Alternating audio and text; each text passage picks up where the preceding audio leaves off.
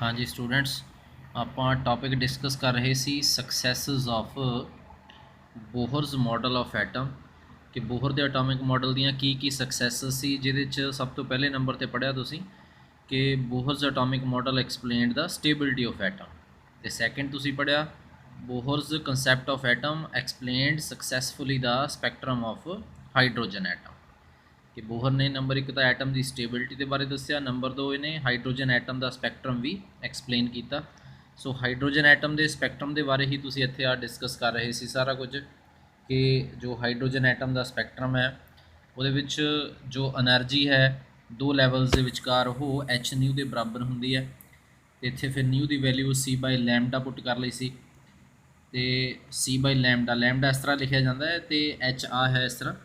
कई बच्चों ने मैं देखा कि गलत किया होया तो देख लेना, लैमडा नूं इस तरह पाने आप मतलब वाई नूं पुट्ठा करके पा दो तो लैमडा बन जाता है। सो लैमडा इधर लै गए, एच उपर चले गया, E2 माइनस E1 नीचे आ गया। So lambda is equal to HC by E2 minus E1। So इस तो बाद नैक्सट अगे साडे कोल इहदे विच ही हाइड्रोजन एटम के स्पैक्ट्रम दे विच ही साडे कोल आ टॉपिक है अगे simultaneous appearance of a large number of lines in the spectrum of hydrogen atom. कि जो बोहर ने हाइड्रोजन एटम का स्पैक्ट्रम बनाया सी उहदे फिर काफ़ी सारिया जो काफ़ी नंबर्स दे विच जिहड़ियां है वो लाइनस जिहड़ियां दिखाई दित्तियां, तो उन्होंने लाइनस की एक्सप्लेनेशन कि क्यों लाइनस बनिया किहो जिहियां बनिया उन्होंने बारे इत्थे एक्सप्लेनेशन जो है वो इत्थे बोहर ने दी हुई है, वो आपां हुण इस टॉपिक नूं डिस्कस करांगे इस तो अगे। सो पहला तो तुहानूं मैं लाइनस दसदा, मैं इत्थे डायग्राम जो बनी हुई है कि वो किहो जिहियां लाइनस जिहड़ियां ने वो हाइड्रोजन एटम के स्पैक्ट्रम च बनिया। आ एक ग्राफ शो किया होया, इस पासे वेवलैंथ है इनक्रीजिंग ऑर्डर दे विच ते इस पासे एनर्जी है। तो इत्थे एनर्जी लैवल्स दिते हुए एन इज इक्वल टू 1 पहला एनर्जी लैवल, दूजा तीजा चौथा 5 6 7 8 इस तरह होर 10 11 तक उपर बना दिते। तो इत्थे n is equal to 1 energy level, ये हाइड्रोजन के लिए ग्राउंड स्टेट है। इत्थों इलैक्ट्रॉन्स जिहड़े ने ਹੁਣ ਇਹ ਤਾਂ ਹੈ ਨਹੀਂ ਕਿ ਨੋਰਮਲ 'ਚ ਦੇਖਿਆ ਜਾਵੇ ਤਾਂ ਇੱਕ ਹਾਈਡਰੋਜਨ ਐਟਮ ਦੇ ਕੋਲ ਇੱਕ ਹੀ ਇਲੈਕਟ੍ਰੋਨ ਹੈ, ਬਟ ਇੱਥੇ ਜਦੋਂ ਹਾਈਡਰੋਜਨ ਐਟਮ ਦਾ ਸਪੈਕਟਰਮ ਸ਼ੋ ਕੀਤਾ ਤਾਂ ਉਹਦੇ 'ਚ ਤੁਸੀਂ ਡਿਸਕਸ ਕੀਤਾ ਕਿ ਇੱਕ ਡਿਸਚਾਰਜ ਟਿਊਬ ਦੇ ਵਿੱਚ ਹਾਈਡਰੋਜਨ ਗੈਸ ਦਾ ਸੈਂਪਲ ਲੈ ਲਿਆ। ਹੁਣ ਹਾਈਡਰੋਜਨ ਗੈਸ ਦਾ ਸੈਂਪਲ ਹੈ, ਉਹਦੇ 'ਚ ਇਹ ਤਾਂ ਹੈ ਨਹੀਂ ਕਿ ਹਾਈਡਰੋਜਨ ਦਾ ਇੱਕੋ ਹੀ ਐਟਮ ਹੈ, ਹਜ਼ਾਰਾਂ ਹੀ ਐਟਮ ਹੋਣਗੇ ਉਹਦੇ ਵਿੱਚ ਹਾਈਡਰੋਜਨ ਦੇ। ਸੋ ਇਟ ਮੀਨਸ ਹਜ਼ਾਰਾਂ ਹੀ ਇਲੈਕਟ੍ਰੋਨਸ ਉੱਥੇ ਹਾਈਡਰੋਜਨ ਦੇ ਪ੍ਰੈਜ਼ੈਂਟ ਹੈ, ਜਿਹੜੇ ਡਿਫਰੈਂਟ एनर्जी ਅਬਜ਼ੋਰਬ ਕਰਕੇ ਡਿਫਰੈਂਟ एनर्जी ਲੈਵਲਸ 'ਤੇ ਇਲੈਕਟ੍ਰੋਨ ਪਹੁੰਚ ਜਾਂਦੇ ਆ। सो आ हाइड्रोजन के लिए ground state n is equal to 1, उपर वालियां जिन्नियां भी स्टेट्स ने ये सारियां हाइड्रोजन के लिए ये एक्साइटेड स्टेट्स ने। तो तुहानूं दस्सिया कि एक्साइटेड स्टेट तो वापस जिहड़े इलैक्ट्रॉन्स अपनी ग्राउंड स्टेट दे विच आंदे आ। सो जिहड़े इलैक्ट्रॉन्स वक्री वक्री एक्साइटेड स्टेट तो पहली एन इज इक्वल टू 1 जो है एनर्जी लैवल ये उत्ते आके तो वह अल्ट्रा वायलट रीजन के आके फॉल किए। तो अल्ट्रा वायलट रीजन जो है ये बारे तुसी पहला पढ़िया सी कि इनू लाइमन सीरीज़ का नाम दिता जाता है। सॉरी इत्थे गलत लिखी हुई है, ये अल्ट्रा वायलट रीजन के इत्थे लाइमन सीरीज़ बनती है, LYMAN Lyman series ultra violet region. So जदों इलैक्ट्रॉन्स बाकी हायर एनर्जी लैवल तो आके N इज इक्वल टू 2 ते रुक गए, तो जो सैकेंड है साढ़े कोल एनर्जी लैवल्स ये विजिबल रीजन होंदा है। इत्थे ये गलत लिखा होया, चलो बच्चे ने इत्थे विजिबल रीजन होंदा है। सो विजिबल रीजन दे विच जो सीरीज़ बनती है उसनूं बालमर सीरीज़ का नाम दिंदे आ, बालमर सीरीज़ ये देख लेना। तो इस बाद N इज इक्वल टू 3 है, ये साढ़े कोल आ जिहड़े 3 ने साढ़े कोल रीजन बालमर सीरीज़ वाला, ब्रैकेट सीरीज़ ते पफंड सीरीज़, ये तीनों के तीनों जोड़े ने ये इनफ्रारैड रीजन के बनते हैं। सो ये चलो इत्थे बालमर गलत है, सॉरी ये है पास्चन सीरीज़, गलत लिखा हुआ बच्चे ने जिन्हें पहला पास्चन सीरीज़। सो ये तुसी ठीक कर लेना। इत्थे फस्ट जो है अल्ट्रा वायलट रीजन के सीरीज़ बनती है, लाइमन सीरीज़ का नाम दिता गया इनू, क्योंकि साइंटिस्ट जोड़े उन्होंने नाम के उत्ते इन्होंने नाम रखे सी, पहले भी तुहानूं दस्सिया। तो दूजी सीरीज़ जो है वो विजिबल रीजन च बनती है, बालमर ने ये बारे डिस्कस किया सी, सो इस करके इनू बालमर सीरीज़ का नाम। तीजी जो है ये इनफ्रारैड रीजन च, इनू पास्चन सीरीज़, चौथी भी इंफ्रारेड रीजन च इनू ब्रैकेट सीरीज़, पंजवीं भी जो सीरीज़ बनती है वो इंफ्रारेड रीजन दे विच ते इनू पफंड सीरीज़ PFUND पफंड सीरीज़। आ ब्रैकेट है BRACKETT bracket series.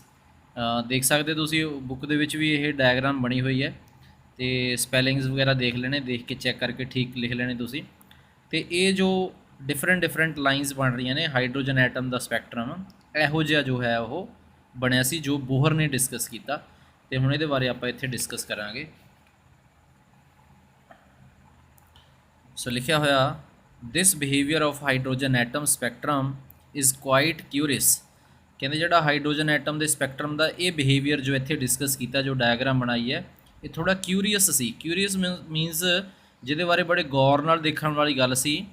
And a question comes to our mind that why hydrogen atom gives so many spectral lines although it contains only one electron. कहते question साडे mind दे विच आया कि hydrogen atom जिहड़ा है इहने इन्नियां सारियां स्पैक्ट्रल लाइन्स क्यों बनाईयां, जद कि ये कोल तां सिर्फ एक इलैक्ट्रॉन होंदा है, जिवें मैं पहलां ही दस्सिया तुहानूं।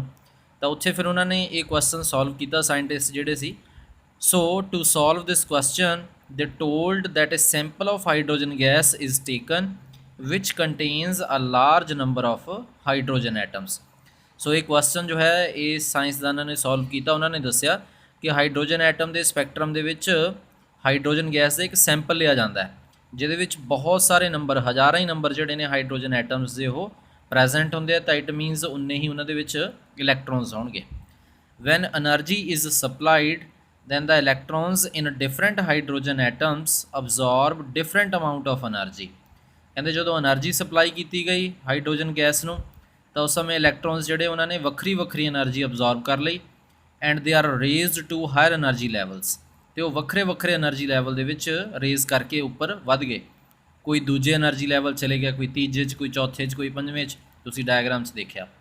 For example the electron in an atom may jump to second energy level while in other they may be raised to third, fourth and fifth energy levels। so n is equal to 1 ਤਾਂ ground state है। सो उस तो उपर electron कहते ਜਾਂ ਤਾਂ second energy level च raise कर गए, ਜਾਂ थर्ड ਦੇ ਵਿੱਚ, ਜਾਂ फोर्थ ਦੇ ਵਿੱਚ, ਜਾਂ फिफ्थ, ਜਾਂ उस तो उपर। these excited states are unstable। Hydrogen atom के लिए ये सारियां एक्साइटेड स्टेट्स ने ते सारियां ही ये अनस्टेबल है। and the electrons come back to the ground state at different energy levels। तो फिर इलैक्ट्रॉन्स वक्रे वक्रे एनर्जी लैवल के उत्ते फिर वापस आए and form different lines of spectrum. तो उन्होंने वक्रियां वक्रियां स्पैक्ट्रल लाइन्स बनाइया। For example in case of hydrogen when the electrons jump from all the energy levels higher than इत्थे THAN higher than n is equal to 1 that is n is equal to 2 3 4 5 and so on। कहते जो इलैक्ट्रॉन्स इन्हां higher energy levels तो n is equal to 1 के उत्ते आए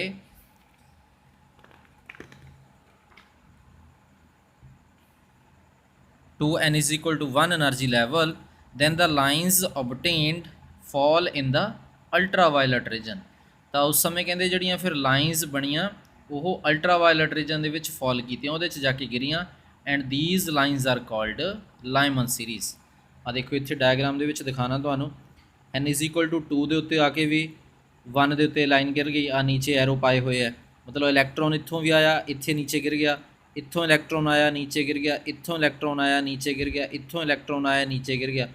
सो मतलब वक्रे वक्रे एनर्जी लैवल के उत्तों इलैक्ट्रॉन आके n इज इक्वल टू 1 के उत्ते गिर गए तो अल्ट्रावायलट रीजन च फॉल किए तो इसनूं लाइमन सीरीज़ का नाम दिता गया। तो next also when the electron jumps from all the higher energy levels than n is equal to 2 that is 3 4 5 6 7 and so on to n is equal to 2 energy level. कहते इस तरह जो इलैक्ट्रॉन्स जोड़े ने n इज इक्वल टू 2 तो higher energy level के उत्तों, मतलब 3 के उत्तों 4 5 6 7 के उत्तों n is equal to 2 energy level के उत्ते आए then the lines obtained fall in the visible region. कहते उस समय फिर जड़ियाँ लाइन्स प्राप्त हुई सानू वो विजिबल रीजन च जाके गिरियाँ and these lines are called Balmer series. So इस तरह इत्थे देखो बनया होया n इज इक्वल टू 2 है एनर्जी लैवल, वक्रे वक्रे एनर्जी लैवल तो आके जो इलैक्ट्रॉन्स इत्थे आके गिरे ਤਾਂ ਜਿਹੜੀਆਂ ਲਾਈਨਸ ਬਣੀਆਂ ਇਹ ਵਿਜ਼ੀਬਲ ਰੀਜਨ 'ਚ ਫਾਲ ਕੀਤੀਆਂ ਤੇ ਇਸ ਨੂੰ ਬਾਲਮਰ ਸੀਰੀਜ਼ ਦਾ ਨਾਮ ਦਿੱਤਾ ਜਾਂਦਾ ਹੈ। ਇਸੇ ਤਰ੍ਹਾਂ similarly when the lines fall to n is equal to 3 then they produce Paschen series। ਇਸੇ ਤਰ੍ਹਾਂ ਕਹਿੰਦੇ ਜਦੋਂ ਲਾਈਨਸ ਜਿਹੜੀਆਂ ਨੇ ਉਹ ਤੀਜੇ n is equal to 3 energy level ਦੇ ਉੱਤੇ ਜਾ ਕੇ ਗਿਰੀਆਂ, ਮਤਲਬ ਇਲੈਕਟ੍ਰੋਨਸ ਗਿਰੇ ਇੱਥੇ ਆ ਕੇ, ਤਾਂ ਲਾਈਨਸ ਜਿਹੜੀਆਂ ਪ੍ਰੋਡਿਊਸ ਹੋਈਆਂ ਉਹ ਇਨਫਰਾਰੈਡ ਰੀਜਨ ਦੇ ਵਿੱਚ ਹੋਈਆਂ। ਇੱਥੇ ਲਿਖਿਆ ਨਹੀਂ ਹੋਇਆ ਬਟ ਤੁਸੀਂ ਲਿਖ ਲੈਣਾ ਇਨਫਰਾਰੈਡ ਰੀਜਨ, ਤੇ ਜੋ ਸੀਰੀਜ਼ ਬਣੀ ਇਸ ਨੂੰ ਨਾਮ ਦਿੱਤਾ ਗਿਆ ਪਾਸਟਨ ਸੀਰੀਜ਼ ਦਾ। ਇਸੇ ਤਰ੍ਹਾਂ n is equal to 4 ਦੇ ਉੱਤੇ ਵੀ ਇਨਫਰਾਰੈਡ ਰੀਜਨ 'ਚ ਆ ਕੇ ਗਿਰੀਆਂ ਤੇ ਸੀਰੀਜ਼ ਜੋ ਬਣੀ ਆ ਉਹਨੂੰ ਬ੍ਰੈਕਟ ਸੀਰੀਜ਼ ਦਾ ਨਾਮ। ਇਸੇ ਤਰ੍ਹਾਂ n is equal to 5 ਦੇ ਉੱਤੇ ਆ ਕੇ ਜਿਹੜੇ ਇਲੈਕਟ੍ਰੋਨਸ ਗਿਰੇ ਉਹ ਵੀ ਇਨਫਰਾਰੈਡ ਰੀਜਨ 'ਚ ਗਿਰੇ ਤੇ ਉਸ ਸੀਰੀਜ਼ ਨੂੰ ਨਾਮ ਦਿੱਤਾ ਗਿਆ ਪਫੰਡ ਸੀਰੀਜ਼ ਦਾ। ਸੋ ਇਹੀ ਲਿਖਿਆ ਹੋਇਆ also when they fall to n is equal to 4 and n is equal to 5 energy levels then they form bracket and puffered series। ਸੋ ਇਹ ਹੈ ਸਾਡੇ ਕੋਲ ਸਾਈਮਲਟੇਨੀਅਸ ਅਪੀਅਰੈਂਸ ਕਿ ਇੱਕੋ ਸਮੇਂ ਜਿਹੜੀਆਂ ਵੱਖਰੀਆਂ ਵੱਖਰੀਆਂ ਲਾਈਨਸ ਬਣੀਆਂ ਹਾਈਡਰੋਜਨ ਐਟਮ ਦੇ ਸਪੈਕਟਰਮ ਦੇ ਵਿੱਚ ਉਹ ਇੱਥੇ ਦੇਖੀਆਂ ਗਈਆਂ ਜੋ ਬੋਹਰ ਨੇ ਸਾਨੂੰ ਦਿੱਤੀਆਂ ਸੀ। ਸੋ ਇਹ ਦੂਜੀ ਸਕਸੈਸ ਹੈ ਬੋਹਰ ਦੇ ਐਟੋਮਿਕ ਮਾਡਲ ਦੀ। ਇੱਕ ਹੋਰ ਸਕਸੈਸ ਜੋ ਹੈ ਉਹ ਰਹਿ ਜਾਂਦੀ ਹੈ, ਉਹ ਟੌਪਿਕ ਤੁਹਾਡਾ ਕੱਲ੍ਹ ਡਿਸਕਸ ਕਰਾਂਗੇ। ਸੋ ਅੱਜ ਦੇ ਲਈ ਟੌਪਿਕ ਇੰਨਾ ਹੀ ਸਹੀ। Thank you.